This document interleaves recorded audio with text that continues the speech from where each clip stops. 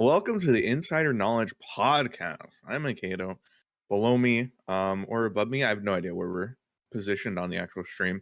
Drizoth, BaJAtak, world's qualified Drizoth, Baya, we can hope. We can hope that you'll qualify this season. I'm back down to the only Hopefully, world's hopefully. qualified person here.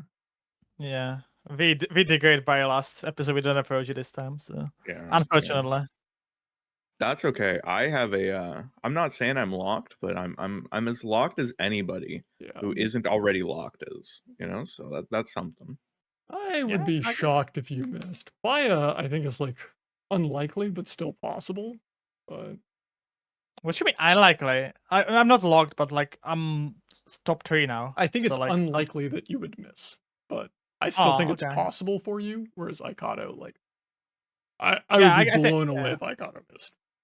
Yeah, I think like for it can sometimes be just like just one top or something, and like it can be enough for me. I need to like top at least twice, but I don't know.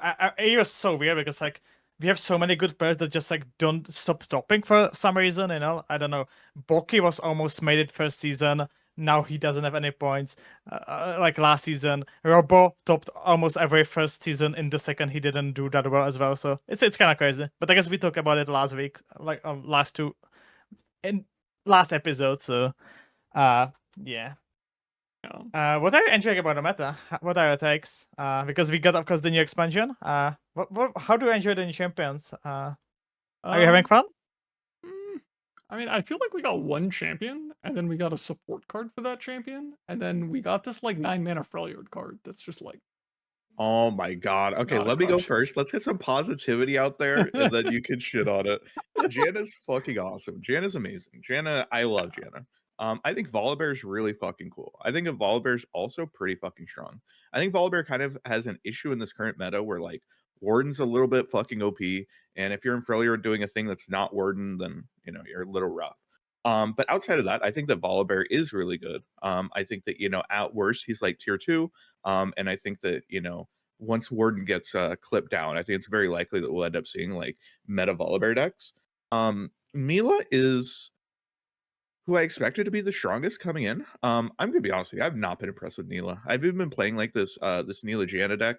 I have like 50 games on it or something. I have a high win rate, but it does not feel better in the Samira one. I'm playing it. I'm playing it because just for like lineup purposes, I think that it's much easier to find a Samira or a PNZ Nox deck than it is to find a Nilah deck. But I have not been impressed with Nilah. She's cool. Slipstream is cool. The boat is cool, but I mean, I would sit here and pretty much agree. Like, I do think Nilah is like fine with the Janna deck, but she's like not really a champion. Like, she's an okay support card for your Janna mostly PNZ deck, and like, I mean, she'll see play as that, but it like feels very similar to like the Jack Seraphine deck, where like Jack was a card, he was good in that deck, but like that's not a Jack deck. Like, I think she's a little bit better than that, especially because like the boat ends up tutoring her out, and like will like set up some big board kills, and she's a little bit better than Jack, just slightly.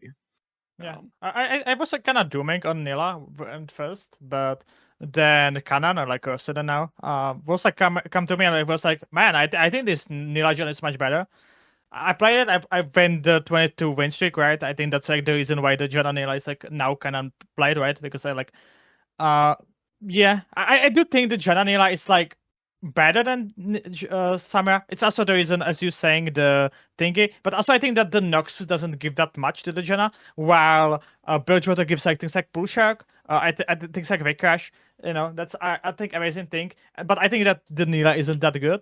Even though I think Nilah is very, very good if you have her on turn 2. I think Dan is like, she's kind of crazy. I mean, Vic Crash, more like Vic Trash, bro. Yeah.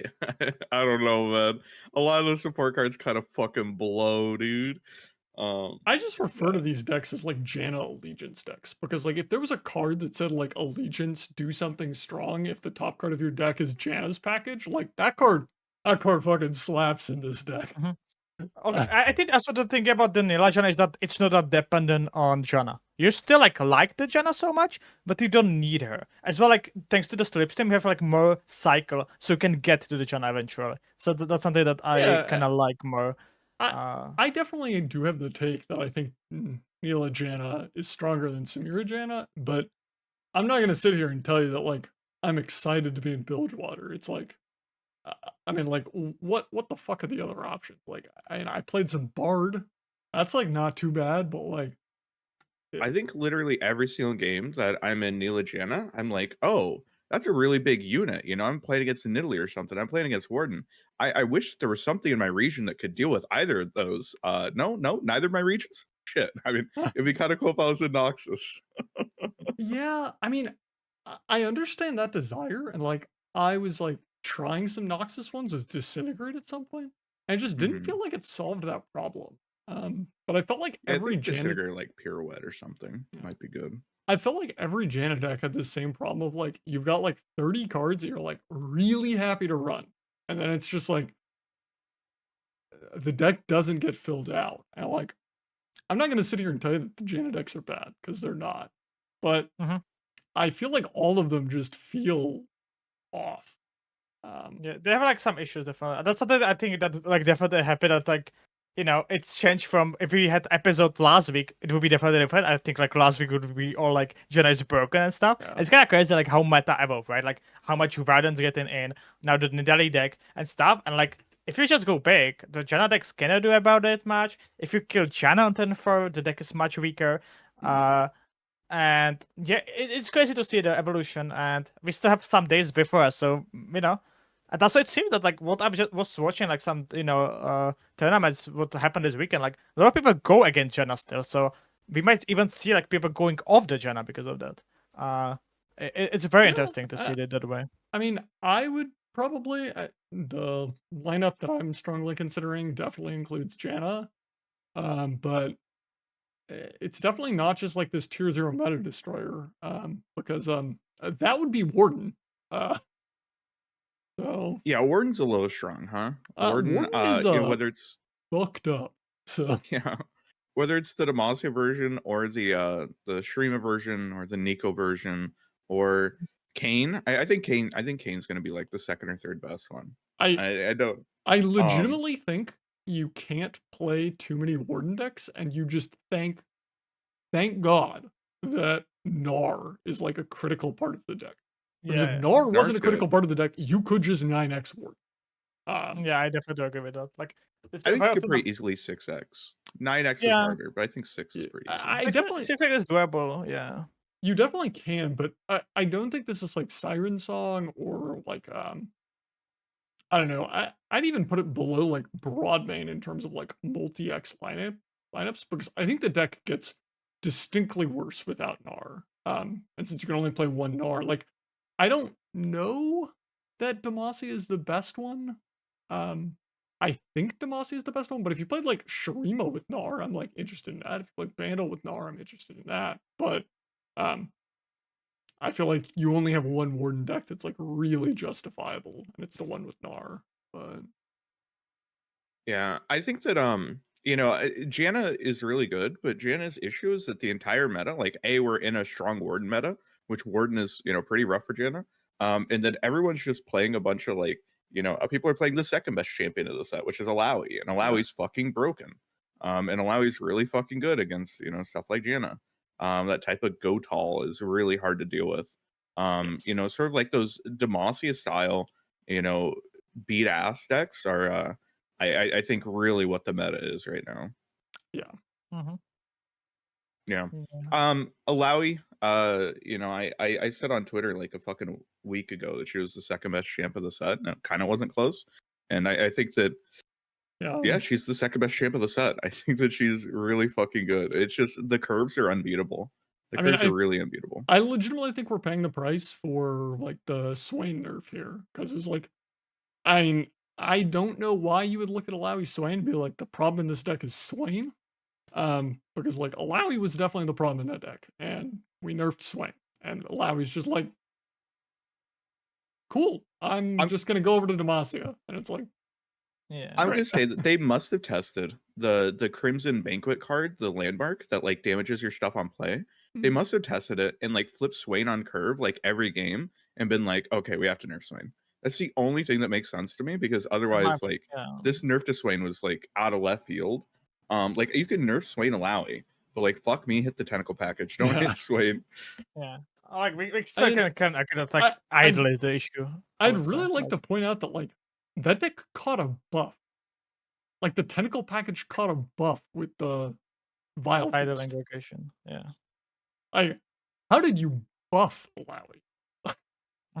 Yeah. Like the issue is still idle. Like I think Illaoi is not that good if you don't have idle on one. I think Illaoi is very good as a champion, of course, Hersa, because it's very hard to deal, and especially in PNC heavy meta that we had kind of for some time with Janna. Of course, yeah. Of course, Illaoi is gonna do also well, but the idle needs to go, or needs some change. I don't know if it's the 3 health and the 1 DO2 only, because then you can abuse it with like Chain West, and have infinite I think tentacle. make it a landmark. I think that's literally make it a landmark with like countdown 3. I'm uninterested in them continuing to buff this unit up or try and like cheese out extra procs. I'm uninterested in it, like flipping Swain. Just fucking like hit this landmark, and then I don't know. You can kill something in the package then, right? Unnerf Swain. Can I further say that? I mean, I am just shocked. Like looking at this screen brings up to me. There's like this atrocious like Targon Shadow Isles control deck. I don't know if you guys are aware of this one, but like I am shocked that Shadow Isles is not like just destroying things these days because like Soul Harvest sounds bonkers, Quietus sounds pretty good. Like all of these Shadow Isles control tools sound great. But like You don't have finisher, right? And that's like, yeah, I don't think Soul Harvest be Janna, by the way. I don't think Soul Harvest be Janna. I think if you Soul Harvest Janna, cool. But like Sidon has issue in the next round when opponents play double Mariner in the cloud window, Like so SI literally does beat Janna, I think. Well, I think that stuff like Eradication is like really good against Janna. Stuff like Soul Harvest. The stupid Senna Nasus deck. Like that beats Janna.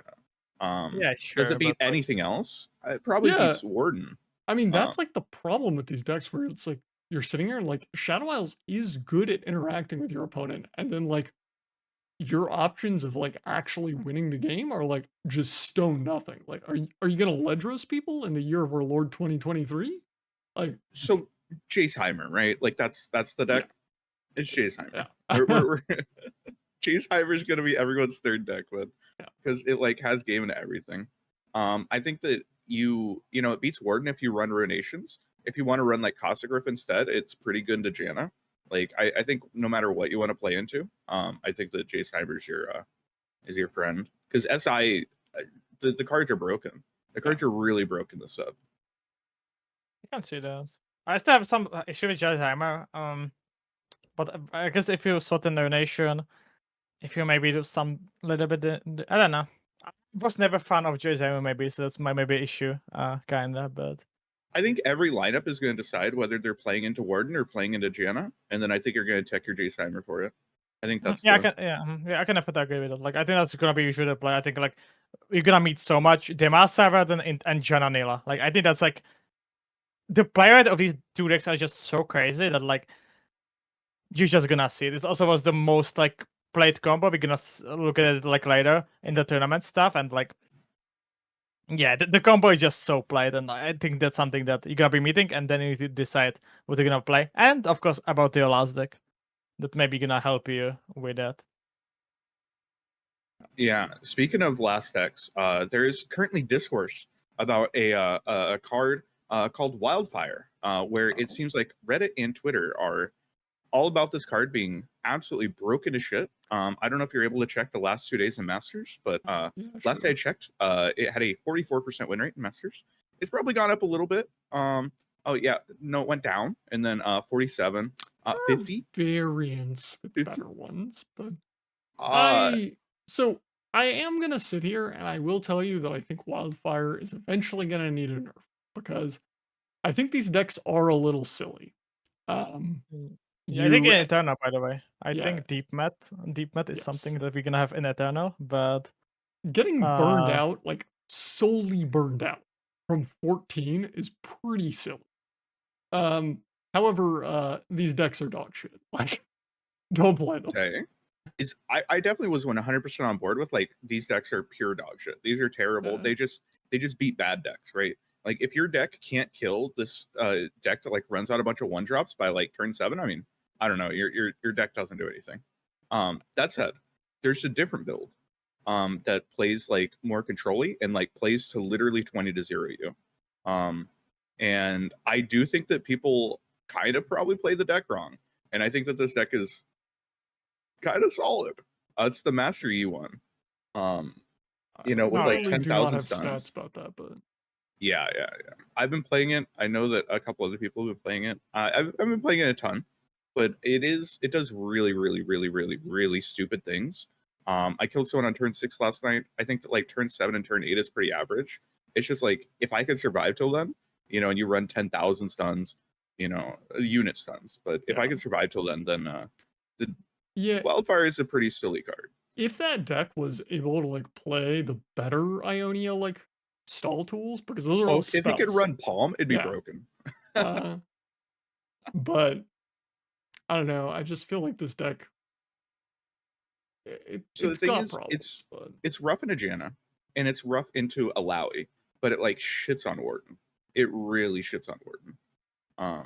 Yeah, but it's just like, of course, that it's taking some time, and like that's exactly what these Wildfire deck just love, because like if you can kill on turn 8, then yeah, I can just consistently kill on turn 7. And that's something that Wildfire just became such a like also hated card, especially rated, because like if you play not a good deck, if you play something off meta, if you play something slower, you know, if you play some Volibear, especially like there was like some voting, I think it was from Marshall. That was like what's the most favorite champion from new set. Oh, yeah. And it was like 55% Volibear. And like if you're playing these Volibear decks or something like a little bit slower, then just Wildfire kills you. And then especially I think in Eternal is gonna be an issue, and maybe eventually in Standard if it's not gonna get like touch. I think also issue of like the of these decks is just like Janna just kills you on turn like 6 if you don't play anything or you play just 1-drops. Yeah. If you play like the dog, like the weird aggro, rather than just gonna counter the aggro, it doesn't. It plays so many units, and then just like win the game because you don't have enough burn. Yeah, I mean the Wildfire decks that I've seen, like I think I've seen the control version at some point. They just like don't look particularly good to me. But there's definitely this problem with like your average brew. When someone just like brews up a deck and they put it together, the one thing that every brew seems to be lacking is just closing power. Where like we ran into this with Karma, where like Karma got nerfed, was in like a pretty reasonable spot. It was like playable in tournaments. It wasn't anything egregious. But people just like kept on saying that we're like invalidate like their late game decks. And it's like, I mean, I understand the frustration, and I think they should have nerfed Karma because that deck was like blatantly hated. But like my honest response was like, Karma didn't make your deck unplayable. Your deck never was playable. So I think that these sort of decks that just like win if you get to, you know, like X point in the game, right? You know, whether it's Karma at turn 10 or like this Wildfire deck at like turn 8 or turn 9. Like it just really highlights the bad decks. Yeah. Because like if your deck could end the game, it wouldn't be a bad deck. But it is a bad deck.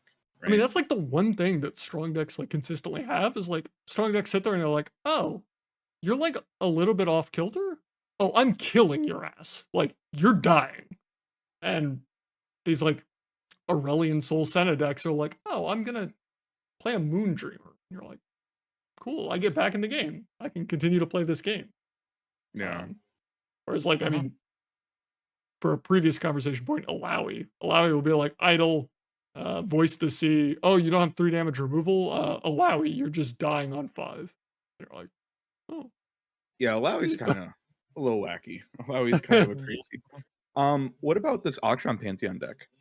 EU went crazy with it. Fucking EU, I don't know, man. Like I asked Donut, maybe it was Swiffer, I don't know exactly sure, and he was like, "What do you think about this deck?" And he was like, "Man, this deck doesn't exist. It's only your EU thing. I don't know why, but EU I'm just pretty sure his loves this deck deck is for like some reason.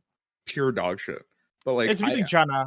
It's just beating Janna. Like I don't think that's true. I've I played this matchup like 4 times and I've shit stomped it every time. And I like, would I not don't know when. I would not expect this to be Janna, but I will tell you I felt like this deck was trying to beat Warden because you could actually like just kind of like futz around and not do anything meaningful from like turns 1 through 6, and then like Pantheon would beat Warden because Pantheon would just come down and just like kill them.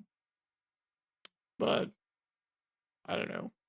I mean, it seems like lists that people are playing are like a little bit more lost in the sauce. Where like, I don't know, seeing like Siphoning Strike, and I'm just immediately dubious. But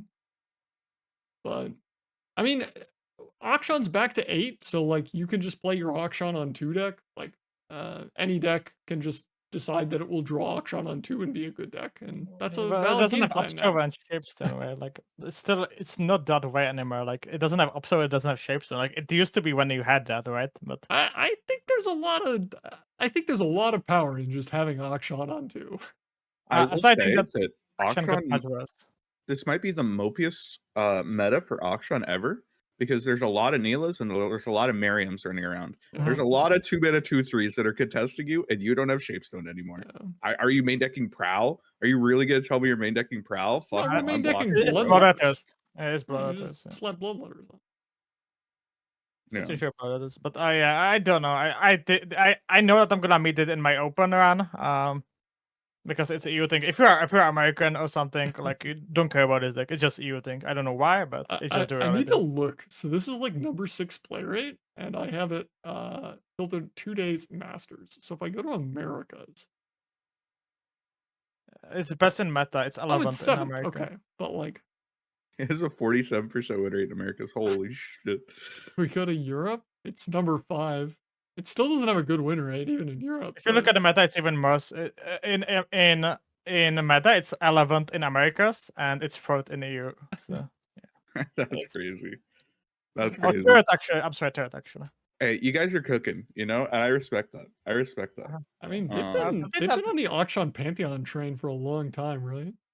It's because Shihu, bro. Shihu plays it every single fucking season. Yeah, he plays it every season. Like that's like it's like yeah, it's like something that we were talking about that people were like scared of. I guess something that also isn't that good, and then we're gonna cover the good decks because we have 2 races. But something that people are scared of because we came out of Eterno, and of course there was so dominant Cosmico, but it's kind of nowhere to seen. I don't know about Cosmico decks. There are like Heimer Jayce with Targon instead of Shadow Isles or Cosmic Call. I mean, like they play some other stuff. I don't know. This definitely feels lost in the sauce to me. The issue is that like one of the best reasons to be playing Heimer Jayce right now is Shadow Isles. So it's Yeah. like Yeah, I think there's like like 2 Cosmic Call decks. I think there's the Janna. metal SI, you know, champless nonsense. That deck's I mean it's a deck. It's fine. And I think there's Janna Cosmic Call. I think Janna Cosmic Call is probably an okay deck. That's probably like a tier 2 deck. The issue is it's never gonna be the best Janna deck. Yeah. It's like the fucking 5th best Janna deck. So it's like, why are we playing this? I mean, that's like the Seraphine Janna piles. I mean, my god. Please stop playing this deck. Yeah. I don't know. I don't know if there's a single person more responsible for tanking an entire country's win rate than Yang. Because I'm pretty sure Yang single-handedly dropped Brazil's win rate by like 2%. By getting everyone to play Seraphine. Yeah. I think the issue is that Seraphine just like isn't good standard. Yeah. I'm playing Seraphine Samira right now, which is like a 4LW pile, and like it's not that good. Seraphine's just bad in standard. I'm just gonna tell you, like, I'm pretty sure they need to put bar back to sticks with explorers around. Like, I have had so many games where I have explorers in my deck, and my opponent just like plays bar, and it like, honest to God, loses them the game. And not even like the meme when I was talking about it, like in super broken bar meta. Like my opponent's just like bar, and I'm like, kill your bar, untap Warden, kill your ass. They're like, I will say they kind of printed better bar this set. Like Sunken Temple is truly, truly, truly a fucked up card. Yes. Sunken Temple is a crazy card. If that sticks for like 2 turns, I mean, you just get absurd value. The issue is explorers. But I think you can get away with playing Sunken Temple at least on ladder because nobody's actually playing explorers. Yeah, Yeah. especially like less and less. Yeah, definitely. I do think Sunken Temple is like the right type of landmark to have around in a world of explorers. Because like I don't think one turn with Sunken Temple is backbreaking. But you do need to kill his landmark. So in a world of explorers where people can freely access landmark removal, I think it's really good. But if we didn't have explorers, that card would be messed up. So. That card would be crazy. We'd all have to be playing like aftershock decks. Like I really do think that this card is really fucked up. But it's all backed by the existence of explorers, and like I think that more the fear of explorers, because again, nobody's playing explorers on ladder. Yeah. Everyone swapped over to the Janna deck that doesn't run explorers. These Warden decks aren't running explorers. Like nobody's running explorers, so like you can get away with playing this stuff right now. Will that change come tournament? We'll have to see. But yeah, the fear of explorers really is holding down that card. But maybe you're supposed to play expert because there's a new deck that's it's kind of new, I guess. It's the Nidalee, right? That's kind of popping off kind of now. It's showing very good numbers in the last days. Do either of you have a high opinion of this deck? Because I saw the stats and was like, okay, there have been points in time in my LOR career that I just like looked at stats and I'm like, that's gotta be fake, and moved on. And I was like, you know what? I'll give this Nidalee deck a shot. That deck feels, both when I am playing against it and when I have been playing it, like a steaming pile of dog shit. Interesting. I think it's very good. Like it's not very good. Okay, I think it's good. I think the landmark into NAKATAK is fucked up. Like if you have landmark into NAKATAK next round, like the deck just takes over. It's having some issues, but it's going bigger and earlier than Warden, so that's also one of the selling points of the deck. I don't think the deck is bad. I wouldn't say it's bad. I think you beat Warden until Warden is like, all right, I'll play some explorers. And then as soon as they do that, like I think you're just dead lost. I think this is a stupid high roll deck. I think this is a really fucking stupid high roll deck that when it high rolls, it feels absurdly broken. But when the thing is, it runs out of resources really fast. And like it basically does like one thing, maybe two things. And if you're able to answer that, like it's over. The deck just does nothing after that. I think that like the bush mechanic is like pretty cringe, and like the fact you have to kill every single bush goes really far into like protecting some of like the real threats in this deck. And I think that like the high roll hands are very hard to beat. But outside of that, like I don't know, I think this is like, a 51-52% win rate deck. I think it's ultra high roll. The stats are bonkers, but I will also point out, like, if you find Nidalee Gnar in the stats, that has much worse stats, like 51%. And like this deck isn't playing 3 Gnars, it's playing 1 Gnar. This is not a different deck. Like, I understand like 3 Gnar, we get to like sit here and say that's a different deck. It's playing different cards. This is the same fucking deck. Like these stats should be incorporated. So yeah, no, I don't know. I've watched quite a few people play it. I was watching like Ultraman play it. I was watching, a couple APAC players play it. I played against it. I think people play against it poorly. And they like don't expect to be dying, so they like tap out and then they fucking die to a big overwhelm. And then I don't know. I'm not super impressed with it. I don't really like this deck, but I wouldn't be surprised if quite a few people bring it to the tournament. It needs pieces to connect, right? You need to have the landmark, you need to have NAKATAK, and then you need to usually have the 7-drop to end the game. If you don't have one of these things, the deck is much weaker. And especially if you don't have NAKATAK on a side, in the deck is pretty dog shit. So yeah, I can see that. Like there's like funny changeling stuff that you could do. But yeah, it's like there's a lot of like 2 and 3 card combos that like you just need to hit, I don't know. The other thing that like I always just focus on with this deck is like you're really, really banking on like 2/4s living, either changeling or NAKATAK. And like, my god, are people set up to kill 2/4s? Like, people are prepared to kill 2/4s. The thing is that they run out multiple, right? Like people are prepared to kill like Janna on turn 4 or Heimerdinger on turn 5.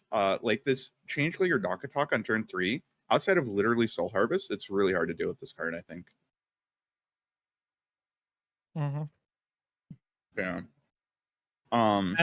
And the second deck that is rising that I was talking about is the Teemo Yummi that's coming kind of big.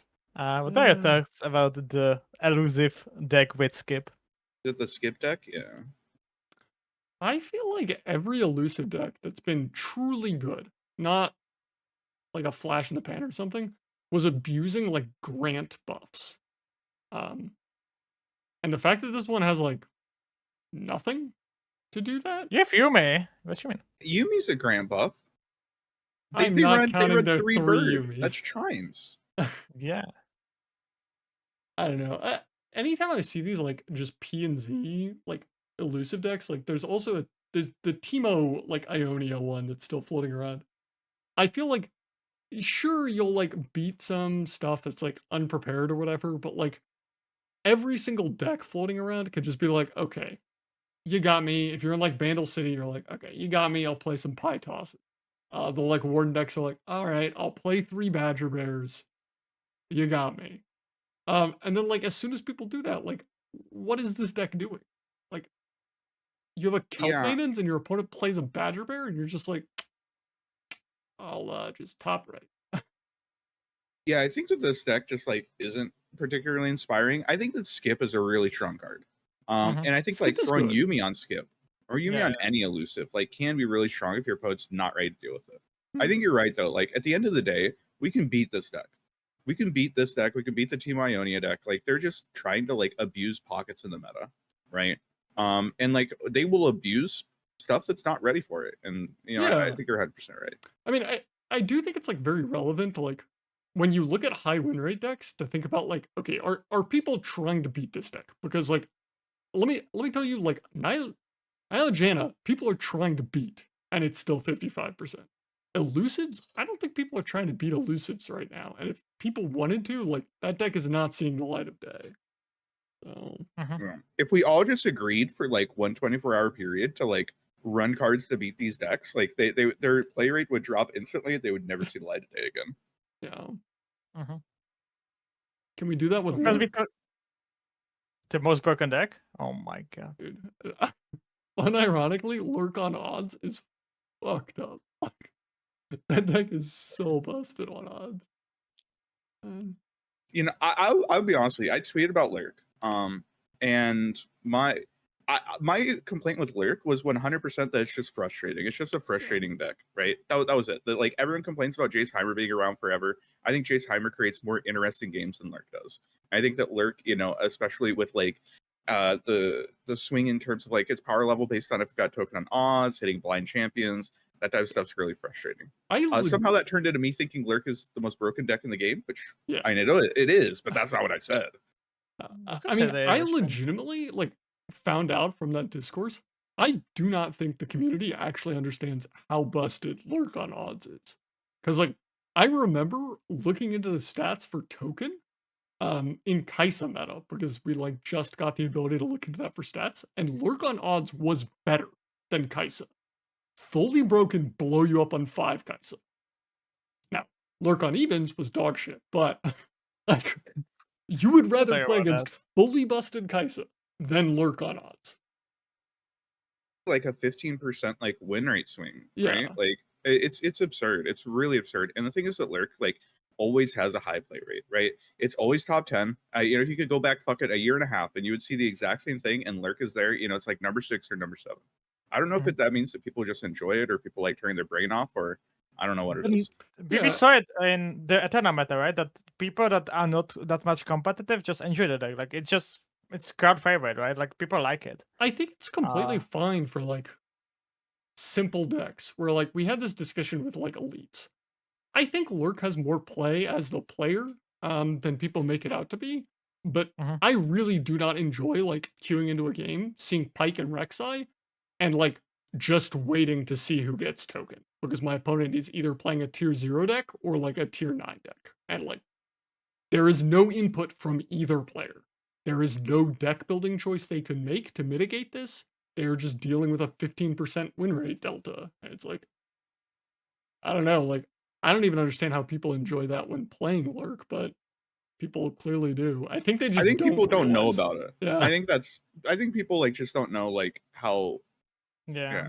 I think a lot of people see, like freaking Lurk RNG, grr, and instead of realizing that, we're upset about token or whatever, or like blind hanging champs, they're like, oh, you're upset that I hit Lurk. Yeah. Don't you know that I in fact run 36 Lurk cards in my deck? So actually, it's like I don't care. I don't care if you miss Lurk or hit Lurk. I don't care.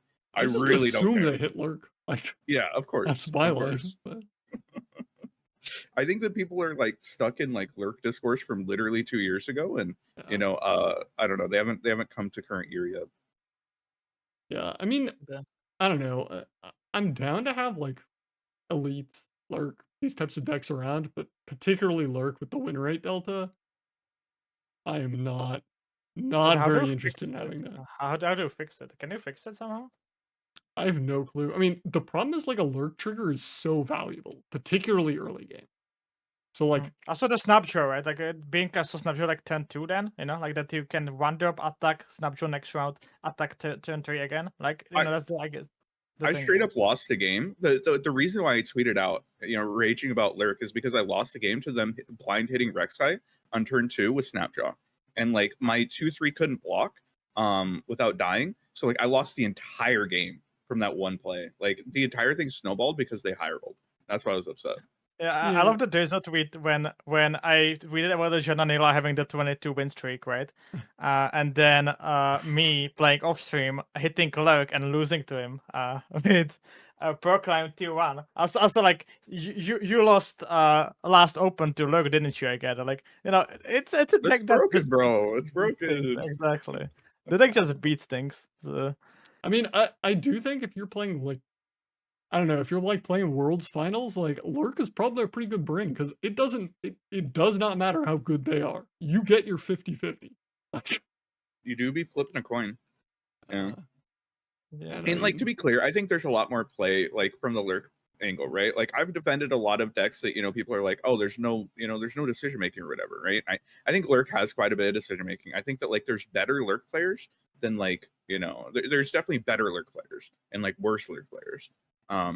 But at the same time, I do think that Yeah, but like, that's on a deck, right? Like let's be honest. Like. My least favorite thing for that is I feel like Lurk is actually relatively engaging to play as. If you are playing Lurk, I think the deck is like pretty interesting. It's not like the most complicated deck I've ever played, but like it's fine. You have some like interesting predict decisions. You have like this like constant threat of like, do I need to skip to hit like you see like bad cards, but they're lurkers. And it's like, okay, do I just want my guaranteed lurk proc? Do I want to skip and try and hit champions? Like stuff is interesting. And I feel like playing lurk is relatively engaging. Playing against lurk is mind numbing. You're an AI for them to play lurk against. You have no fucking input on the game. Like, it's so bad to play versus. Yeah, it's like often like, do they have pike? Like do they or not? Like I'm gonna win or not. Like it's not fun to play against. But I don't know. I guess we can talk now against like about like the Jayce Heimer as well, like with the Lurk. Because like, what's your take about these decks being here? Do you think that they should get hit or should they stay? Like there was a lot of discussion about it. I guess because there was so much discussion about it, I guess they should be getting hit. Maybe both of them. Because like people just. I mean, it seems that they don't like it. I straight up think Heimer Jayce has needed a nerf. Like, it's not even just that it's like old. Like, we just need, like, that deck just needs a nerf. But I think that if Heimer Jayce exists as like a tier 1 deck, it deserves a nerf. It should need a nerf. I don't think Heimer Jayce is a tier 1 deck right now. I think that it's fine. I like tier 2 staples. Like if it's just like the fucking 4th or 5th deck that you're playing, in like your tournament lineup or whatever. And it has been for like a year and a half. I'm not personally like inherently against that. I like the staples, but I liked Tri-Beam. I was like, why the fuck are we nerfing Tri-Beam? I know it's been around forever, but I don't think it's like too egregious. I like Heimer Jayce. I would like I enjoy its existence in the meta. If it hits tier 1, if it's like controlling a meta, fucking hit it. Don't discriminate against it. But like as long as it's not like controlling a meta, like I'm fine with it. I don't inherently have an issue with like a deck existing for a long time. So people start hating it. Like what I seen, like the community just starts to hating the Jayce Heimer. I'm sure it's one of the decks that's just gonna punish the bad decks. It's just gonna win because you cannot answer Scrap Option, you just lose. You cannot answer Heimer, you just lose. You cannot answer level Jayce, you just lose. Okay, right? but like answer Scrap Traption, people freak the fuck out about Scrap Traption. Scrap Traption's not that insane.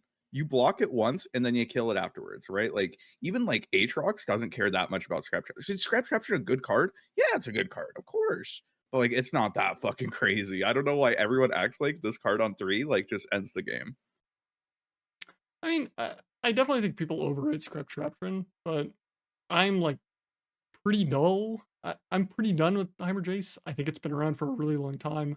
I find the deck pretty uninteresting. I mean, I'll sit here and say that I think it's like a little bit better than Lurk, but that's mostly because like I think it's less interesting than Lurk to play as.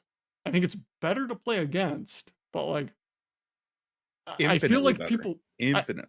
I feel like people are just like deluding themselves into that like this deck is reactive and plays control, and like since Scrap Traption got printed, you are playing turret beatdown. You're just slamming turrets into play and beating ass. And like that's what this deck does now. It's like where I think it's ultra matchup dependent. And I think that like it's a deck that like really rewards you for matchup knowledge from both sides, right? Like if you know how your deck plays against Jayce Heimer, you're going to be significantly advantaged. And if you know how to play Jayce Heimer into opponents' decks, you know, whether it's the bot beatdown plan, whether it's sticking Heimerdinger, whether it's, you know, passing it back and forth. I have a lot of games where we just pass back and forth for like 8 turns, you know, because like you have to play around shit. And the whole point is to like abuse Heimer Jayce's mana points because it has serious mana point issues because we're playing a lot of 6 mana spells and we have expensive champions that have to stick.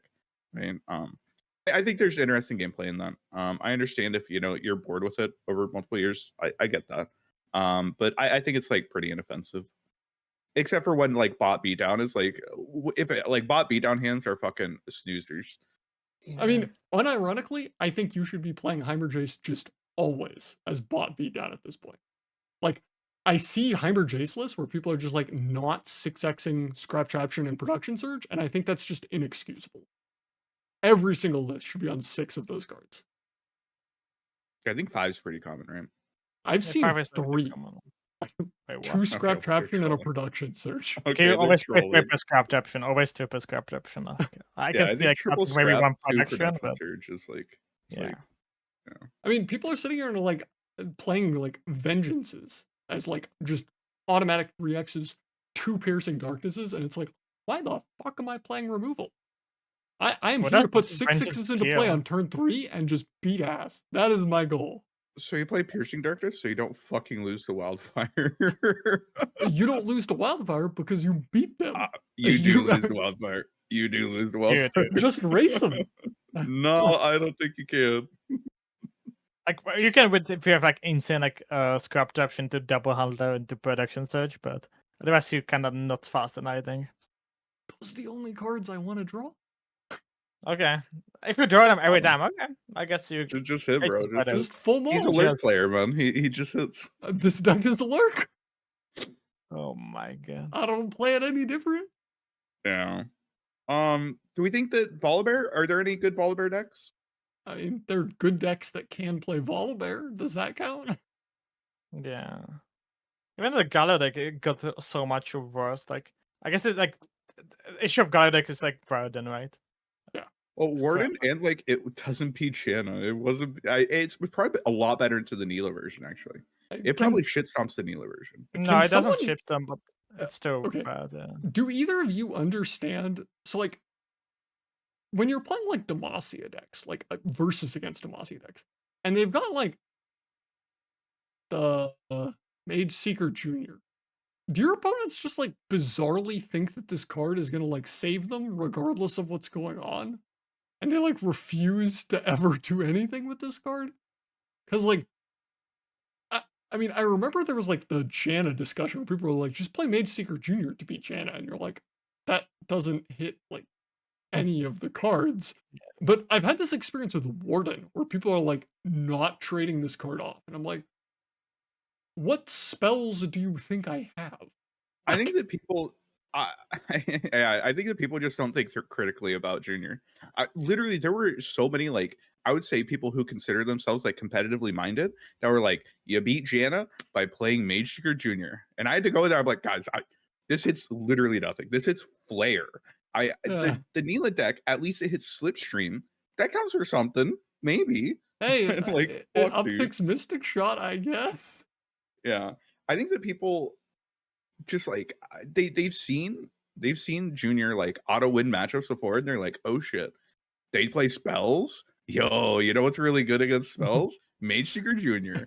And it's like, Yeah. okay, well, I was spending 3 mana for my spells anyway, so like, I don't think this does much, buddy. Yeah, I no, mean, I think people just don't think critically about the card. the Warden games are definitely the ones that I was just like, what is going on here? Where I was sitting here and I was like,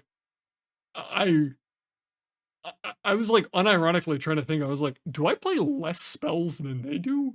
Because I think I do. Probably. You're just on like Sky Splitters and like some singles, right? It's like, Yeah, I have some singles. I have some cataclysms which aren't affected. They can get my tumbles. yeah. You gotta Yeah. get your buried, right? Surely. But Yeah, that's that gonna be period funny is getting thinking. picked up. Yeah, but I think volley is like if you're gonna end on the volley, I think that was something was clear to me. Like I was saying that like a day 2 of expansion that I think Volibear is gonna be like the day that's gonna be disappearing more and more. It happened. I think that volley decks are not bad to be honest. I think for example volley Illaoi is completely playable, but then like why don't you play them as? I just don't think that the volley is that good. Yeah. I think it's a meta that's just bad for him. Like Also, I don't think he's bad.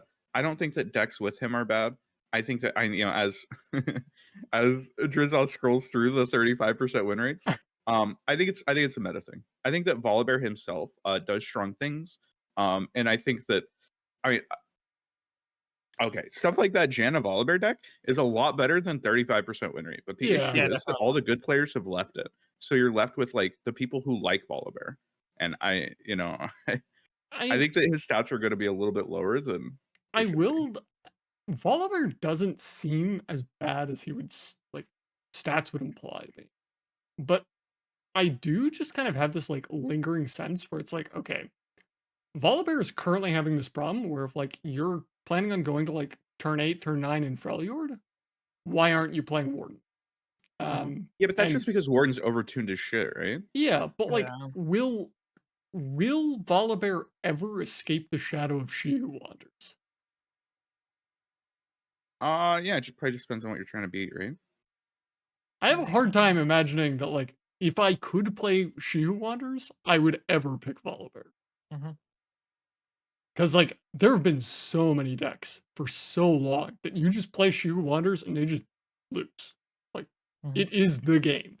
Or like every Janna deck ever, you just like play it and they're like, cool. What I'm hearing is you want to nerf Warden and nerf She Who Wanders. Oh, She Who Wanders shouldn't exist. That card is an egregious abomination. Hey, you know what? I came back around. I'm on your side. Oh, fair haters. Okay, I get you. I get it.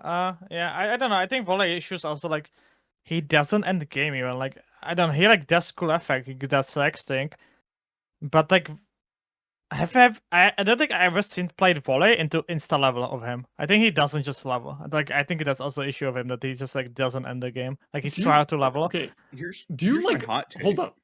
I need to check something. Do you know that Volibear levels at round end? Yeah, I know. Okay, all right, just check. I know, of course, but I mean the round end. You know, I mean after the, of course, I don't know. I've definitely seen Volibear like come down, attack, and then level at the end of the turn, but then it takes 2 turns to again attack, right, and do the effect again. Like, okay, here's my hot take. I think that Volibear spell, the deal 4 to everything, is probably underplayed. I think that card's actually like probably good. And you know what it does? It flips Volibear. Yeah. It clears board. Deal 4 is a lot of damage. yeah, it's better than fucking Icequake at least. But yeah, I don't know. I think Volibear's okay. Yeah. I definitely would. I don't know. If you look through stats, you'd come to the conclusion that Volibear is just like unplayable, and I definitely think he's better than unplayable. I don't have a high opinion of Volibear, but I would also really like to get rid of Warden. we get rid of Warden, then Volibear's allowed to thrive. Warden's pretty messed up. So. Yeah. Yep. It's kind of crazy that we didn't have the Warden. When did he get buff? Like, it's kind of crazy that we didn't have Raikou Got Warden buffed in last Siren standard. Song. Yeah, it's kind of crazy that we didn't have it like in the last standard, huh? But I guess so people were playing Warden. I think like Tuxin was right. Like Tuxin put in like an absurd amount of things on Warden. He was like Nico Warden, and it's like I'm pretty sure this deck's bad. And hey, you know, we look at Nico Warden nowadays. Now we know how to build it. It's still not great. It got better. Also, Sky Splitter is a big thing. I think also for Warden decks, Yeah. like it got probably one of the best spells in the game currently. So. Sky Splitter's broken. You know, the Sorion buff I think was pretty big. Sorion's a fucking That was crazy. the same time. They buffed Warden and Sorion in the same patch. Look, okay. I just need to talk briefly about like what's going on with Warden deck building. Why are people playing Harsh Winds in this deck? Mirror. So, I'm just gonna tell you that like the only thing that matters in the mirror is like having Warden. And like Harsh Winds doesn't save both players have, but if both players have Warden, then it's then like the board just trades down, and then like Harsh Winds isn't actually. But you have 2 units because you Harsh Winds, 2 of them. You can't. You have to play Warden or you die. Like, okay, but we don't talk about that. You sit here and you're like, okay, wait, Harsh Winds. Okay, you know what it's for? It's for the fucking Illaoi decks, bro. So you can play like 3 sisters. Harsh Winds is sitting here and saying, like, I need to beat decks that care about wide boards and stats. And, like, let me tell you something, man. You're playing Warden of the Tribes. Those decks get fucking bent. I don't know what this card is doing in our deck. Well, so the issue with 3 sisters is that Mage Seeker Jr. makes it 6 mana. You got me. Oh my god, exactly. Like, you play one I don't think Harsh is that bad. Yeah. I don't know. It's weird that we're not running like Buried Nice, right? Like, okay, I get that Buried Nice is awkward, but if your opponent has token on 8, and like all the Warden players are like, token on 8's the only thing that matters, and they play Warden on 8, and you Buried Nice them, and you play your own Warden on 9, you just win the game, right? Yeah, why are we not playing Buried Nice? Buried Nice is really good in the mirror. It's pretty terrible against like everything else right now. Janna, right? It's like what you already beat Janna. It doesn't matter. You're already being Janna has to ban you. But if you draw like Brit, then you are worse. Like I did also think that. Yeah, your deck is dog shit. But, you know. Like I don't think I don't think you like I don't know. Like I don't think you beaten that much Janna, and like the Janna, I don't think it's like I think Janna is like complete having game into Warden, and especially if you play then like that card as Buried, then yeah. But I do definitely agree. I think Buried is good, especially for mirror. And it's gonna be fun to play. Anyone who's gonna play Wildens, good luck guessing game. Does my opponent in open play Buried Nice?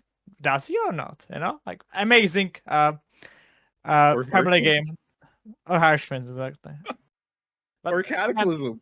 Oh my god, dude, the fucking Cataclysms. Oh my god. Can we make open finally open deck list, please? Like I beg you, right? Like it's so painful to play just these tournaments and like seeing these things. Like, you can pry my judgments from my cold dead hands. I was watching Raren play. Raren, if you guys don't know, is like a Hearthstone streamer. It's been, you know, he's been trying out other card games. He's played LR before and he was playing it and he enjoys LR. I watched him play against some guy who was main decking like triple Judgment and blew him out like back-to-back tokens with Judgment. I'm like, holy shit. Yeah. I remember I was streaming and like I was like, man, I think my opponent plays Judgment. He's like passing so weird. I was just attack. I had full bird with Janna, and I just attack one with one elusive. And my chat was like, "Why are you BMing?" And I'm like, "I'm not BMing. I'm playing correctly." And they actually had double Judgment in his deck. I was like, Bai is a coward. Is what it comes down to. Bai is a fucking coward. I think if you aren't willing to throw your entire board away into a Judgment, then I mean, I don't even know what kind of a man are you. No, Judgment. I think Judgment. I was watching. I think Ultraman lost the game because he threw up blocks against Galio, and then Galio Judgmented him and just like fucking wiped the entire board. It's like, holy shit. Judgment's kind of hot, but especially closed deck list. Yeah. You know what? Judgment in open, huh? Like against Janna, that's pretty good. Like you play one off and you play Demaster Warden, and you play Judgments who even better to Janna, because Janna always attacks in 2, right? And you Judgment them. Hey, it's good in the mirror too. It's good in And the Mirror. I mean, I'm just gonna like go find the like Janna win rate for Warden. That matchup is pretty good. Yeah. Where's the Nilah one? It's a little bit less good, but Yeah, now it's worse. They don't have like answer to Nilah. Unless it's Broadwing. Broadwing is good, but Nilah is dude, I don't know. I don't like this Nilah card, man. I play do it like and, like her. my opponent plays Broadwing and it's like, okay, well, I guess I Okay, lose the game. okay, Broadwing is only the fucking only answer that's almost in the game. They have to like Soul Harvest it or like do weird Bro, things to it. you know, in my time zone, sometimes I have to play against like fucking Tank Buster. Tank Buster's out here playing Aatrox again. Like, fuck me, dude. I'm getting my ass beat. Aatrox is having like a resurgence, so okay. Yeah, it's not bad. Like Yeah, the thing is Cataclysm, right? Like that's sort of like Cataclysm or Fish Fire decks going around to be Janna. I think Aatrox would be in a really good spot if it didn't have to play against Warden. The existence of Warden like makes Aatrox a little sad. Yeah.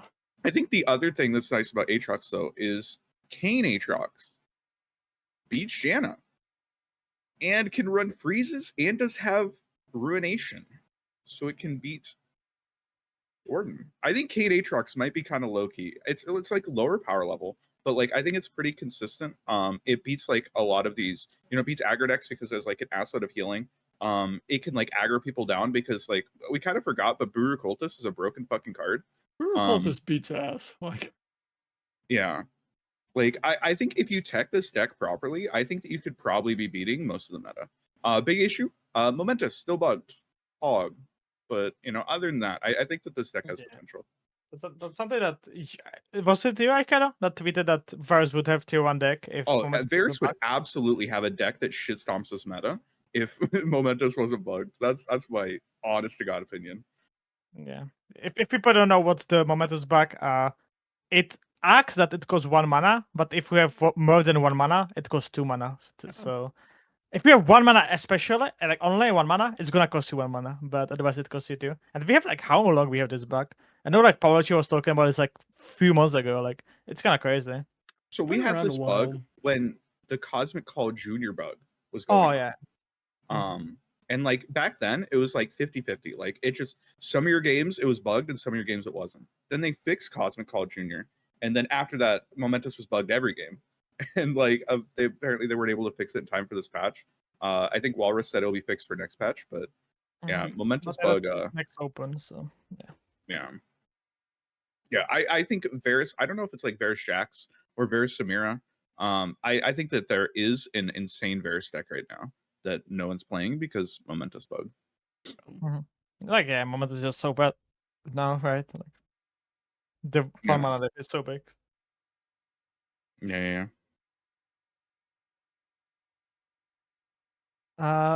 Something that I wanted to touch on. Have you? I guess it's not on you. Do you have Prime Glory, Aikara? Do I have a Prime Glory? No. I took a break from playing Gauntlets. You know, I was off, you know, doing like some TFT stuff. Other than that, you know, I hit rank 1 on ladder. You know, I've been doing things other than playing Gauntlet. A lot of people were playing the Gauntlet though, and currently they made it like infinite forever, right? So you can still get by the Prime Glory if like you're really committed. It's possible. I think it's possible.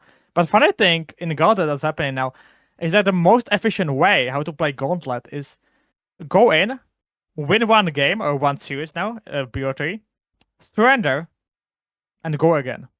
Because that's time effectively the best way how to play Gauntlet currently. What do you think about that? Do you think that's like the thinking that like it's kind of like child's pay to win, or like I don't know how to call it, because if you don't know how mathematically it works, that if you win only 1, then you get 4 tokens. But if you win the voting, then you need to get like 4 wins, and then you get only 10 tokens, right? So if you count it, then you know you have like only 2 tokens or something for a win. So, what are your takes about this? Okay, so I like gauntlets in general. I think the gauntlets are like a pretty cool thing. I think that gauntlets, as like a means for getting primes, were pretty cool because it engaged a lot of like competitive players with like playing them, and like the average match quality went pretty high. I think that there is an issue currently where there it seems like they keep pushing more towards like making gauntlets completely unlimited and like you can run it as many times as you want. And I think that this is like significantly impacted like the match quality in this as well as like how committed people are, and it leads to stuff like this. I think for the last gauntlet, it was literally correct to just like ff at 0 wins and like you got trophies. And like it feels like Riot, I don't know, man. I think when the correct call is to like go in an FF, I think that's bad. I think that gauntlets, like, I understand why they want to make it, like unlimited or whatever. But I do think that it's like severely impacted the match quality. I know 4LW went on like a Twitter rant the other day, like being upset with the gauntlet system. I I don't mean, know. I can definitely say that I stopped playing gauntlets because it like just wasn't particularly enjoyable. I mean, To be fair, you've been qualified for Worlds, so like Prime doesn't matter to yeah, you, right? I definitely have Yeah. like less pressure about it, but like also I just like I don't know. The couple of times that I've played gauntlets, I would just like show up and I like legitimately feel like I'm a playground bully or something. Or like I know you do occasionally hit other competitive players, but so often it was like it felt like I was smurfing, where like you're just like playing through gold or something, and you're like, I should Mm. not have won this game in a million years, but my opponent But is not up something here. to give props to her though, something I want to mention is like I get you, I get what you mean. I sure something I want to give props that it's only limited to one free event for the first open, so that's something I'm a big fan of. That like you can just go grind for 2 free events, right? And especially if in first open, I think free event kind of matters because not many people have the free event, so then you can actually meet somebody good, right? In the first round, it's not like that you meet somebody random, right? Like if you don't have free events in the last open, you're gonna meet somebody that not in the community that doesn't care much because everyone else has super favorites, but now not many people have. So I think like definitive events tend to be a little bit more important here. But yeah, I'm a fan of the one. It's definitely weird, and Yeah. I think making it unlimited was like a really hit to the match quality. yeah, but the match quality, I liked it in like I liked it like the last standard when there was how's the special counter that like needs the token, the Rumble token. Ruthless? When The that was Rumble? infinite, yeah, that was the Ruthless Rumble. That was so fun to play because there was actually compatible. That was like last time, but the I quality think got a little Ruthless bit worse. Rumbles. I think Ruthless Rumbles being infinite is like probably a good thing, right? Because that just happened this last weekend. I don't know if anyone played in it. But like when that's the only thing that's infinite, then like you have to play in multiple of those to be qualifying for the prime, right? So a lot of competitive players are going to be playing in them, and like inherently the match quality is going to go up. But like Yeah, the way it is right now, like you can grind out super easily in like the low stakes one. There's like the FF thing, and it's just like there's no reason to be like trying super hard in the rumbles. I went and looked. I'm like, oh, it's a ruthless rumble right now. I don't really want to. I don't want to have to grind that shit out. I'll go play ladder. Yeah, I don't know. mhm. Yeah, I don't know. I had high hopes for gauntlets. I don't think they're really panning out the way people hoped them to. I think we keep changing the system, and like we keep. I don't know. Oh, yeah, I don't know. I think that there have been multiple points where like there were high pressure, high game quality gauntlets going on, that were like pretty fun, especially like in like first season or like second season. I remember weekends where I was playing like against nothing but like top 50, top 100 players in Gauntlet, and it's just like it's best of 3 practice against them, and like Yeah, I think that that's cool, with like rewards online, right? yeah. I mean, I really liked the idea of like so. Okay, for context, I played Magic the Gathering online, which obviously is Magic the Gathering, but there's 2 clients for Magic. There's Magic the Gathering Arena, which is the one that like most people are familiar with, where it's like nice, flashy, decent enough graphics, whatever. And then Magic the Gathering Online, which looks like it was made in like the 90s or something. It's ultra scuffed. But Magic the Gathering Online would have like just straight up sort of cash prizes. It was in the form of like tickets, but people would buy tickets for real money and it wasn't particularly weird. It was just a normal part of the economy. And so every event on Magic Online was high quality. I mean, there's like significant. I don't know if someone's done the stats recently, but like people would drop like 15 to 20% win rate when they moved from Arena to Magic Online because you went from just like playing people playing the online Magic client to just like playing grinders. And I wish we had something like that where like Magic Online had leagues, which was just like you could enter them whenever they wanted. You'd probably have to queue for a minute or two to get a match. And then you'd play a match. And at the end of it, depending on how you went, you'd get prizes. But they were like real competitive, real matches with like high quality opponents. And it was like great. And I wish we could get something like that. I don't know what we would need to get something like that, but I wish we I think could. one of the big issues with the current Gauntlet is that the incentive structure like doesn't really make sense. There's like no value in like any of the rewards. Like primes are cool, but like at the end of the trek, you're getting what? Like you're getting like some fucking wild cards. Mhm. The only Very people who smart. need champ wild cards aren't playing the fucking Gauntlet, 10,000 times and getting 400 trophies or whatever, right? Like a lot of people that are filling out this track are getting trophies from like playing in the open. Like the open gives you trophies. It gives you an assload of trophies if you do well. Like those are the people that are filling out the track. And like I think that like the little badges that you get, I think those are cool. I like those. But like beyond that, there's not a whole lot of like incentive structure to be like playing this game mode or like taking it ultra seriously, except for primes. I think that like front loading stuff like wildcards might be a good idea, especially since you have to pay to get in. You have to pay like shards or whatever. Like it might get people like more interested in like going into this and like actually try harding. At least less competitively minded players, right? And then I think limiting it, so that you can't just like get your full free win, through like playing like the standard or whatever. I think that like might increase match quality for like Ruthless Rumbles. Like if you force competitive players to play Ruthless Rumbles, I think that the match quality like goes through the ceiling. Yeah, I wouldn't mind gauntlets like basically like Ruthless Rumble style, where it's like, I don't know, the Wednesday before, or I guess like patch day is 2 days, Tuesday. So like do it on Tuesdays. I think like the Tuesday before it opens, it transitions to Ruthless Rumbles, and like I can just sit there and like mentally be like, okay, Gauntlet is now like very interesting to me. I'm fine with that, where it's like most of the time not interesting to me, but like it comes around. I feel like Gauntlet is just permanently uninteresting to me right now. So Also, it's weird that like we have the Ruthless, the most competitive one that should be like a week before, and like as we know how like structure works, how meta evolves and stuff. Week before open, the meta is not the same as it's gonna be. So At there's the something same like though, if it's something that like people are gonna grind out or like play through, I think that like having it on the weekend, like you kind of have to.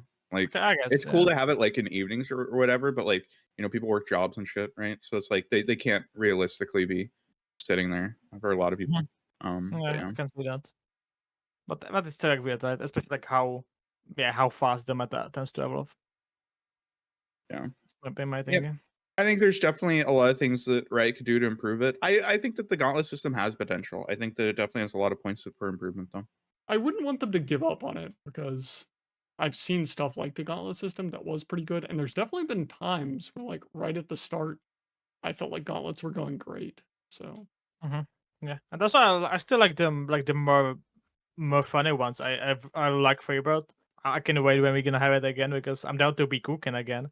I know that Ika doesn't like it, but I like it. It was I'm fun. not a deck builder, I'm not a deck builder, so like that type of thing, it doesn't really excite me. So just nerding. Okay, I get you. I think these things need Yeah, I to think so. change. That's like the one annoying thing where like I felt like free build was super interesting to start off with, and then it just stopped being interesting because like, hey, turns out we kind of figured out that like counterfeit copies kind of fucked up.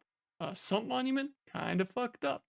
And like at a certain point, like there is some interest in like exploring these ideas further, but like free build wasn't a particularly deep format.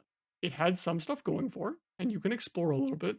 And then this format has lost its point. The point of it was being this like brewer's paradise, and we've expended it. It's now like tuning paradise. And like you They need just something released new. 2 cards that completely shift the meta. What do you mean? Sunken whatever you mill your entire deck and in the fucking PubCap one. Yeah. Yeah. No, I do think that if free build comes back, it would benefit greatly from having a slightly changed set of rules.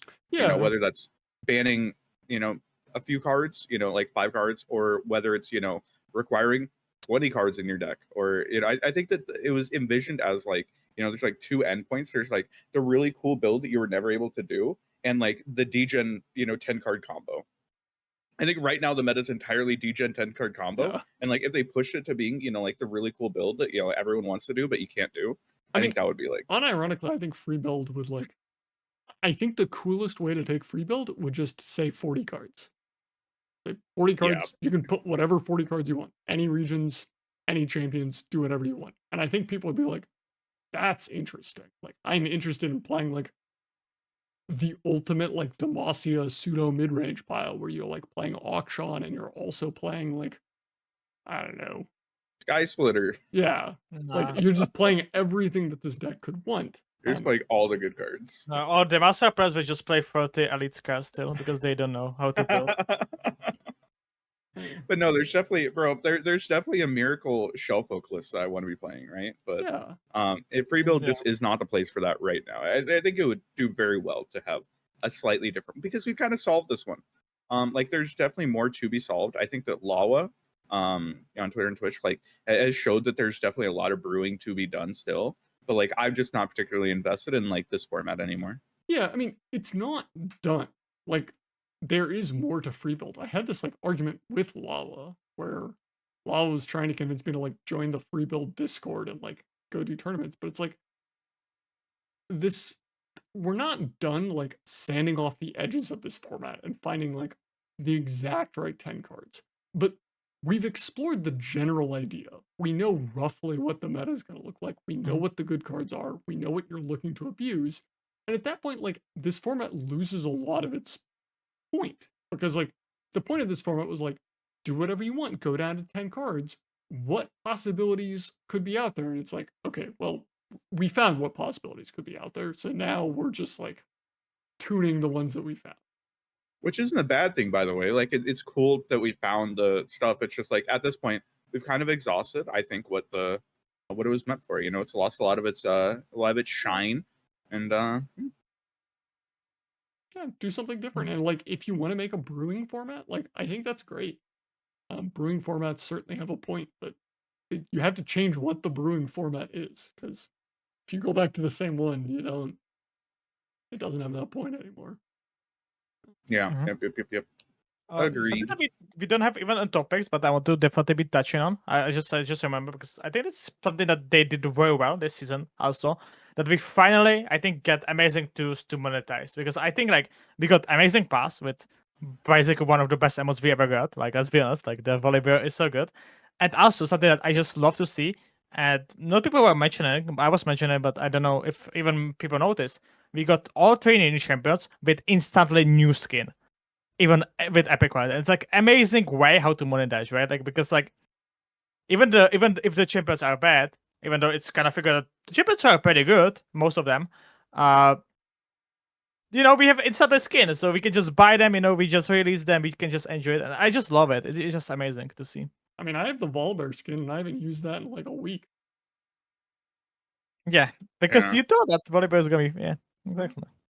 No, there's a lot. It's really cool. You know, especially like all the new champions getting a skin, I think is like really exciting, because you know people will ride like that day one high and you know buy the skins and shit. And I think that's really cool, and it gets people excited. You know, people can differentiate their Volibear from your Volibear day one. I think that there's a lot of like benefits going into that, and I definitely want to applaud them for, you know, being able to release 3 champions that all have skins. I think that's cool. I mean, that was like kind of figured out with League, because League would like always have a release skin. Oh, literally always, Yeah, but we didn't have it. Especially like what happened, for example, in the past was like we got like the champions and like we got the set skin and summer skin much later, right? Like it was kind of weird, and like now it seems that we probably gonna get it every time, and like if that's actually the case, it's amazing. Maybe something weird was kind of like the passes, the Diana Leona again skins. Maybe that's something that was maybe. But once again, it's like 3 skins in one pass. Like it's such a crazy value. Especially, I said I just bought it because the volley emote, like the volley smash is just so good at. I buy the pass every time because like the emotes are cool and like the skins are cool or whatever. But like, I don't need another Leona and Diana skin. I mean, if it wasn't like literally both of these, and like I just why are these two skins in there? I do think Yeah. they should spread around the skins a little bit more. I think it's a little silly to like get this many skins for the same champion when some champions still Leona don't have like skins. 4 or some shit. Yeah. Like, And it's pretty wild Both when like Caitlyn and Leona. it's pretty wild to see stuff like, I don't know, Leona get another skin when it's like, do you know like what the most like LOR competitive champion is? It's Twisted Fate. Why does he not have a skin? But it's rotated, right? Like I don't know. If we Still, want to- like it is Yeah, like- insane that Twisted Fate doesn't have a skin. Twisted Fate, Victor. There's a lot of like really cool champions that just like don't have any options, which is kind Yeah, of bummer. I mean, Victor, I think is like, you definitely should have a skin for Victor because he's definitely a fan favorite one. But like, Twisted Fate is one that I point to of like, Twisted Fate is TF is burnt, huh? the face of competitive LOR. Like that champion has just been there forever, and like Mhm. doesn't have a skin. Don't know what's going on here. It's like It it is- still takes time to make the skin, right? And like you Yeah, don't for know sure. if it's gonna be good again, right? Like, and there's a thing, of course, like you know, And like we see how- realistically, they probably shouldn't be putting out cosmetics based off of like the viability of champions, right? That's probably not something that we would want Riot to be doing. But at the same time, you know, at some point, you know, I think that you know fan favorite champions should like probably have a skin option. I think um, every champion should have a option. And I It think is that depressing when I build an or I import a new deck and I'm like, oh, let me go look at see if I have any skins for this. I click and it's like, oh, there's no skins. Okay, well shit. yeah, that's what I'm hoping. That's it's kind of weird to have just multiple. So maybe it's weird to have like another pass with this Leona Diana when we could have just used the 8 Turks and what we got 8 Turks and something. We gotta get the Aesol eventually. Which champions don't have skin? Annie doesn't. Yeah, Annie Annie definitely doesn't. doesn't have a skin. I think like Illaoi doesn't. I think like Jarvan doesn't. Okay, well, Illaoi can rot. Yeah, fuck Illaoi, but you know, at the same time, Does Teemo have dude, a real skin? No. Team has the Origin skin, Yeah. right? yeah. Is Fizz the same way? No, Fizz is. Fizz Fizz has has the- the Dungeons and D&D Dragons one. Yeah. Oh, Spirit Blossom Teemo. Ayo. There we go. Oh, okay. Jax doesn't Got have, right? Jax doesn't have one. Nora doesn't have one. Yeah. There's a lot of champions that don't. Yeah, it's definitely not uncommon, but doesn't Draven have like the Draven has like Ruined? 3 skins. Yeah. Here's the pool party. Here's the ruined one. And, Yeah. Oh, yes, there's just 2. I've seen Yeah. ruined enough, but There's definitely more they could be doing in that. Yeah. But we eventually gonna maybe catch up, right? Like I think like skins is just the best. I think Butterbass and skins are probably the most working monetization that working because it's working on me as well, right? So I also see the most like sync some. Of course I tend to like see of course one bird, but I think like what's happening with bird is often that like you have just one mean, bird and like we do have to keep in mind that if we get like skins and Legends for Terror, we're literally taking foods out of the mouth of every League of Legends player. Did we talk about that last time? I don't believe it No. had happened yet. It's it, like- it happened after that. Okay. It was with the Janna skin. That Yeah, was the Janna League players freaked out. Okay, here's what I'm gonna say. Okay, what happened was a Janna League player made a Reddit post and made a Twitter post and was like, "Yo, I wish I could play this Janna skin in League. That'd be really cool. Right? You should make it in League too." And then this person got quote tweeted like 300 times by like LOR players talking so much shit, yeah. which I think is super cringe. I think is super unreasonable. So I think I tracked down the like whole original discourse. Their original tweet was not as kind as you make it out to be. But the original It tweet wasn't that definitely bad. wasn't that unreasonable. I saw the original- Reddit post that got removed, and the original tweet, it wasn't that bad. It was shitting on Riot, but it wasn't shitting on LOR. It was like, Riot, give us the skin too. We want this skin. This is the game I play. I like this champion. Give me the skin too. I want the skin too. Right? They weren't like saying LOR fucking sucks or anything. They're double down. After they got quote retweeted 300 times, their double down was absolutely insane. It was unhinged. But before the double down, I think it was very unreasonable that they got as much shit as they as they should have, as they did get. It was, I mean, every now and then, like, the Twitter algorithm understands, like, I play a Riot game, and the Twitter algorithm certainly doesn't have a goddamn clue what Legends of Runeterra is. And so it'll just be like, Yeah. hey, are you interested in this League of Legends content creator? And I'm like, definitely not. Definitely not. Also, it's so funny, like, about when we talk about this, like, it's funny that, like, a league got the $200 skin. Now TFT got $500 skin, what I will get. Or you get $1,000 skin. Oh, baby. Oh my god, exactly. The poor party are waiting, Yeah. I don't know. I think that whole thing was like pretty silly. But I don't know. League support players, man, are fucking crazy. I tweeted out yesterday that, like, oh, here's all these enchanters. You know, Seraphine, Nami, and Oh, and Seraphine isn't an enchanter. Yeah, and I'm like, oh, these are like super cool enchanters that I hate in League, but I love in LOR. It's super cool that Riot, you know, is like getting me a turnaround on these characters. The amount of shit that I've gotten, you know, whether it's in DMs or, you know, in quote retweets from fucking ass mad support players, are like, the guy with the furry icon's talking shit on Seraphine. It's like, I guess, bro, Seraphine's not an enchanter. So true, bestie, so true. I don't know, man. It's vitriolic. That's what I'll say. You're upset. The most like wild thing that I've encountered from the League of Legends community space was when I found out that there was like drama in the League of Legends lore sub community, and I was like, how is there drama to have? Not even just the lore sub community; it's the fucking skin lore community, where like the skins have alternate universes. And did you see the post about the person who was up? I'm sure you saw it. I About the person tweeted who's that. like, I mean, so that one I think is like a little more reasonable than one of the other ones that I was talking about, because they're way that too one is invested, basically bro. this person cares about this, and I was just like, this person is literally in a different world than I am. Where I was just like, I mean, they clearly seem passionate about this. I believe them that they care, but like, They're way too invested, homie. They're way too fucking invested. I don't know. Yeah. The one that I was That's remembering was like some lore community people like going at it about like arguable plagiarism of someone like talking about stuff and like video essay videos about like LOR, not LOR, League of Legends lore, and I'm just like, what is going on? Can we go back to like the dude who plays Hecarim and like posts way too many gym pics, and then the dude who wants to fuck Lilia? Because like, I can understand that insanity. Oh, you can understand wanting to fuck Lilia? Is that what you're saying, Drizzle? Sure. Yeah, man. Where's the good old days when LR was taking order sources from TFT, right? The good old days.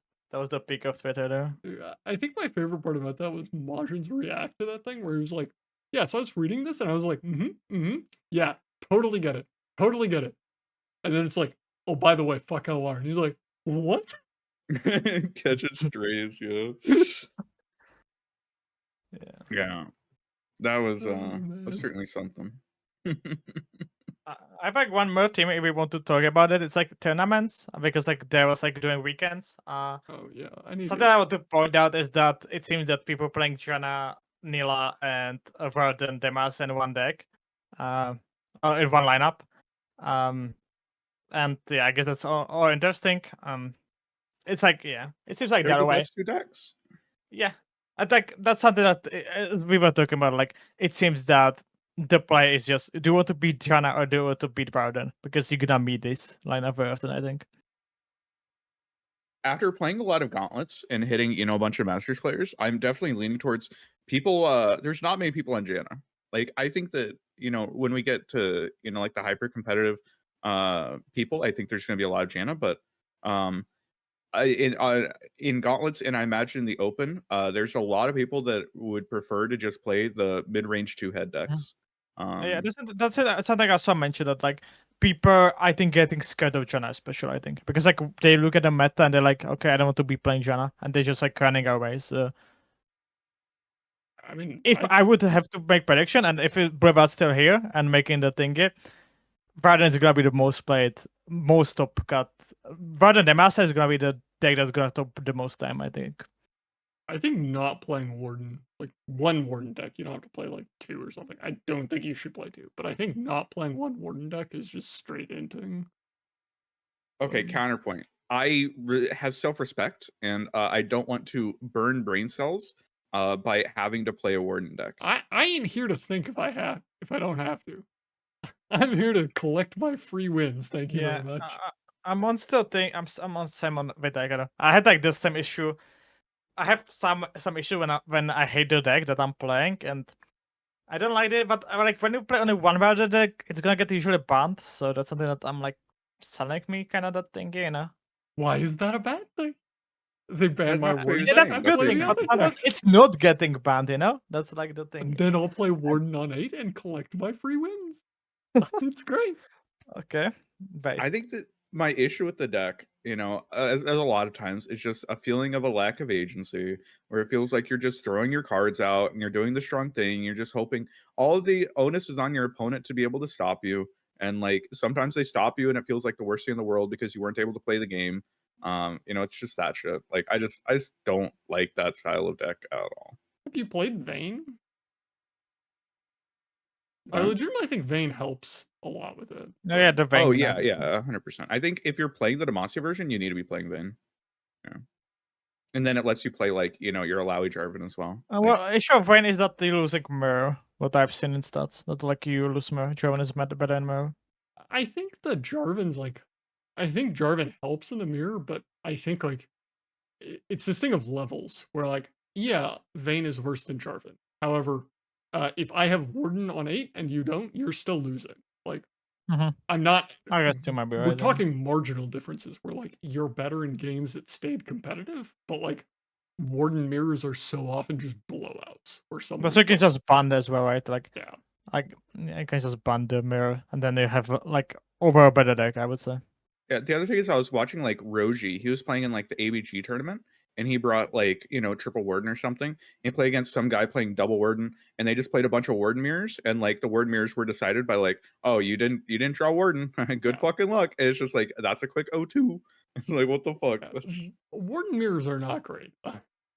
There is not a ton to them, but yeah, no, I just it's just super duper not my style, and if possible, I would prefer to just not play it. But I don't know. Way, but I might just play because like I think it's likely that I'm gonna play one Warden. I don't think it's likely that I'm gonna be playing two Wardens though myself. But it might be decent. Like I think two Wardens might be decent. I think the decks are not that bad. Can we like briefly talk about? So I saw like Regions pair earlier, Demacia, and then there's 9 Wardens. Poor Formidables, because Formidables is like not that bad, but unfortunately you overlap exactly with the good Warden deck, so you're not seeing the light of day. The issue with Formidables is that like that deck doesn't beat Janna. that deck doesn't beat Janna. You don't beat Janna. You don't beat Warden. So your deck is having. You're also not beating Heimer Jayce. What the fuck do you beat? Like, what specifically do you beat? Wait, I got somebody to play Kayn Warden in this tournament? Yo.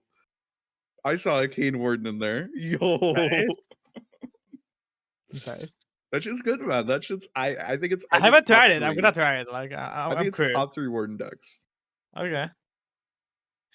Just because you get to play the 1-drop predict, and you can play RKD, and you can play like Kayn's and Darkin.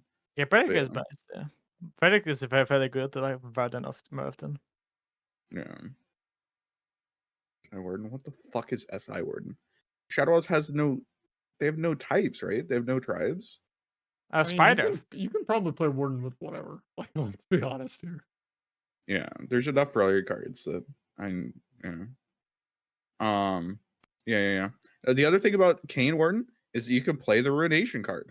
You probably shouldn't, but you could. You could play it. Oh, you can. Then you can kill your bird when you play Fire. Then you can donate. No, if you equip your own guy, then it doesn't die. It's so free. Oh, you mean the 11 mana? Okay, that's the best. Yeah, that's why I said Kayn, because it's the Oh, Kayn. You said Tunation. I was still thinking about the Shadow as well. Yeah, that's what it is. It's because if I said utter devastation, nobody knows what the fuck utter devastation is. That's not I a know. real. This Ruination. Yeah. I was playing that when it was the Kane 80s was the meta deck. I was playing one of. Yeah, the Remember? mirror breaker. Yeah. Yeah. It was actually good in mirror, but yeah. I would also bet that card has the most number of people that would be confidently wrong on what it says. Yeah, the amount of people that think that it kills your own unit, it's like the Volibear spell, the 8-mana Volibear spell, where people don't realize it doesn't hurt your own guys. It doesn't hurt your own guys, or they think it just like doesn't kill their stuff that's equipped. People just like don't actually know what this card does, but are confident that they do. Because like I don't know, if I name like a Cloud Drinker or something, like people are gonna be like, I have no clue what that card does. But Utter Devastation, people will be like confident that they know what it does, and they just don't. Drinker there's makes no your burst clouding. and focus spells cost one less. What do you mean? Good work. It Good was Who in doesn't fact know Cloud Drinker? Clouding was better, man. I was playing it better. It was I think it was discounted too, I think, back in the time, by the way. Maybe I'm wrong. That sounds like a Seraphine card. Wait a second. There was like some infinite decks, what I remember. I think it was discounted too. Maybe somebody in chat can like correct me, but I think it was discounting too. Yeah, I'm pretty sure. Yeah, That was part of Enlighten was discount too. Enlightened was discount too instead. Oh, okay. Well, that probably would change. Okay, so we're coming up. Here's big question. Today is Tuesday. I don't know when this video comes out. Maybe Wednesday. Right, Every single tournament for the last like 5 months, we've had a deck come out 2 days before the open. What deck is going to come out 2 days before the open and change everything? Do you think it's Nidalee? Do you think that Nidalee is close enough that we'll count it? Or what do you think it is? Is it Varus? Is it... can I build Pink Seraphine again? What do we think it's going to be? I think there will be something. I don't know what it's going to be. I have maybe some guesses. Because... I wouldn't... So... People are super interested in like a Janna control deck. I wouldn't be shocked if there was a Janna set deck. I've seen like, you know, pink Janna decks that like seem super playable. Like they just seem super playable. Yeah.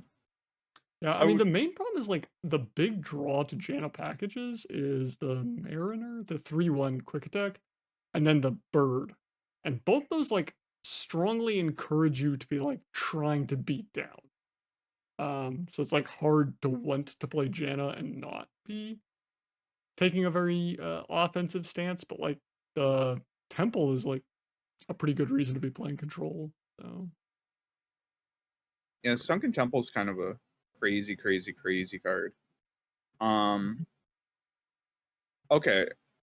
I think that if Riot changes the whoosh card, the whoosh to be 2-mana spell, if they change that to elemental, I think there's a broken deck in there. I really think there's a broken deck in there. I mean, you can Iasilla copy the Rejuvenating Breeze. Yeah, which is like cool. But I think Iasilla's like biggest strength is that when you can protect it on the turn it comes down, right? You know, the fact like it's synergy with Sky Splitter's just like so crazy that like looking for anything else just like feels so bad, I think. Yeah, that was the day one deck, right? That like it's having kind of bad stuff, but I don't think the deck is bad, by the way. I think like it's decent deck, the Janna. I definitely agree. I also think like we're definitely seeing it in a bunch of Janna decks, and it's certainly good there. But I feel like Howling Gale is like much better for PNZ control than it is for PNZ aggro.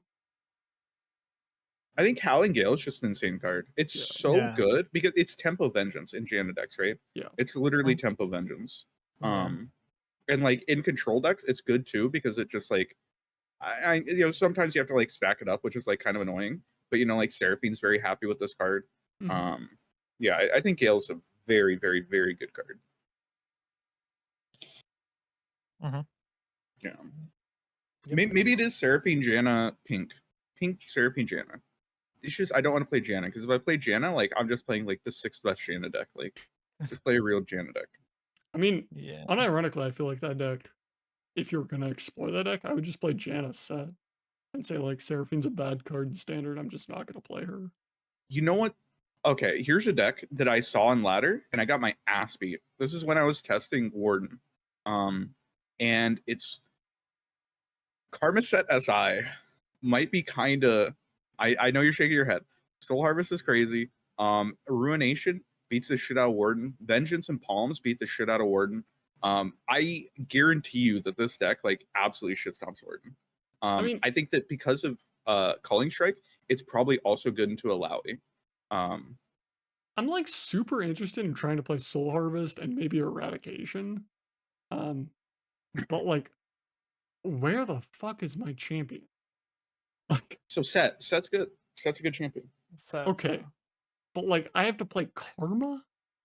I mean, Karma's just there to like eventually win the game. Like, who cares? yeah. Who cares It's just about? 10 win the game. It's like Yeah, yeah. you need to- You're Do I winning the game by have like to? running your opponent.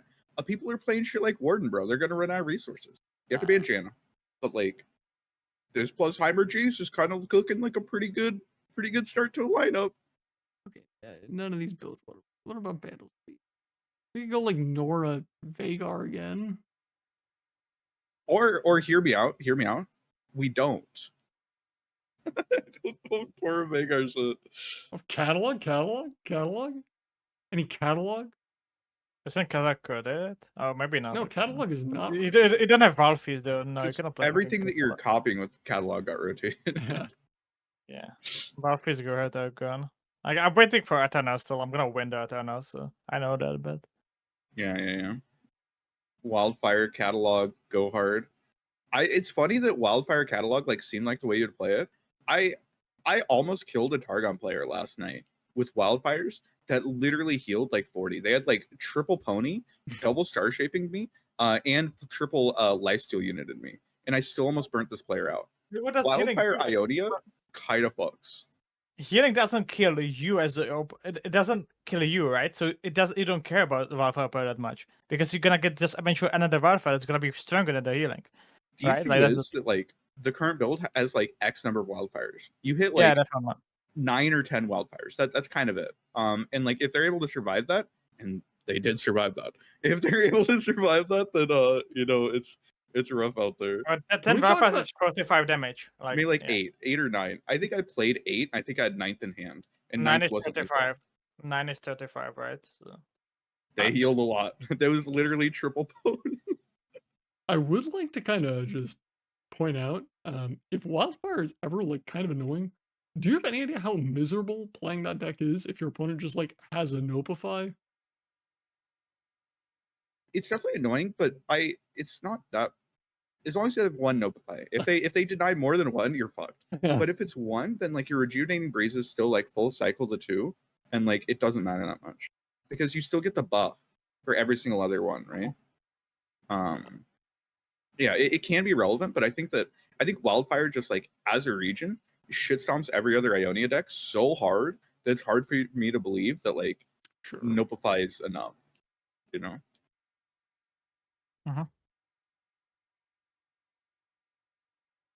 But Well, I guess I think we're out of that's the stuff. episode. But Thank you guys for watching, Yeah. and see you next time. yeah, Bye. Avocados probably.